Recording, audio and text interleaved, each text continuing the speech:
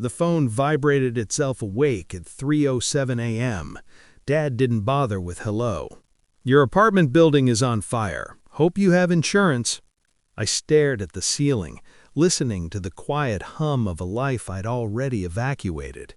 Then I laughed, soft at first, then louder. He paused, confused. "Why are you laughing at a tragedy?" "Because, Dad, that building wasn't just my home." I didn't say the rest.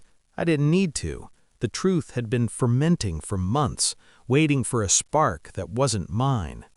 I used to believe in clean beginnings, marriage, keys on the counter, names on the lease. I met her when ambition still felt romantic. We built routines like rituals, coffee at dawn, promises whispered like they were indestructible. I trusted her because she knew my tells, because she learned my silences, because I handed her access and called it love. Betrayal doesn't announce itself. It clears its throat. She stopped asking questions, stopped fighting, started smiling at her phone the way she used to smile at me. I noticed the gaps first, hours unaccounted for, stories that arrived rehearsed. She learned new words, busy, late, don't wait up. I learned to listen without reacting. The proof came quietly, a receipt folded too carefully, a message preview that vanished mid-sentence, a name I didn't recognize saved under a lie. I felt the hurt, sharp and immediate, but I didn't flinch. I let it pass through me like a blade through water. Anger is loud, control is patient. I didn't confront her, I studied her. I watched how she moved money like she moved affection, carelessly, assuming no one was counting. I watched her lean into a future she thought she was stealing. I started documenting dates, transfers, patterns. I called it housekeeping. Revenge isn't rage, it's architecture. I met with lawyers who didn't ask why, only how. I learned which signatures mattered and which could be redirected. I learned how trusts breathe, how shell companies blink, how leases can hold secrets. I learned that assets don't have feelings, but people do, and they always underestimate paper. The building came last, not the place I slept, but the place she thought anchored us. I moved my life out in increments so small she didn't notice. I moved my name first, then my risk, then my exposure. I let her keep the illusion. Illusions are heavy. Let them carry themselves. When the time came, I filed, quietly, irreversibly. The paperwork landed like snow, soft, final, covering everything. Accounts froze.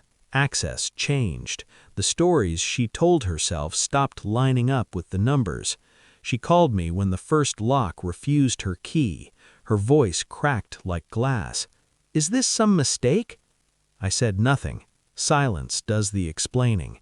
The fire wasn't part of my plan. That's the funny thing about control. You don't need to orchestrate chaos when entropy is already on retainer. An old electrical system, a winter surge, a headline waiting to happen.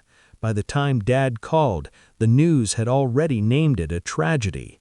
She showed up at the scene wrapped in borrowed certainty, watching smoke eat a future she thought was guaranteed. That's when it hit her. The lease, the insurance, the ownership. The building wasn't ours, it was mine. Not sentimentally, strategically. She found me later, eyes red, voice small. "You're laughing," she said, like it was an accusation. "I'm breathing," I replied. She asked if I'd planned it, if I'd known, if I'd done something unspeakable. I let the questions pile up between us like ash. I didn't need to defend myself. The truth was cleaner than any lie.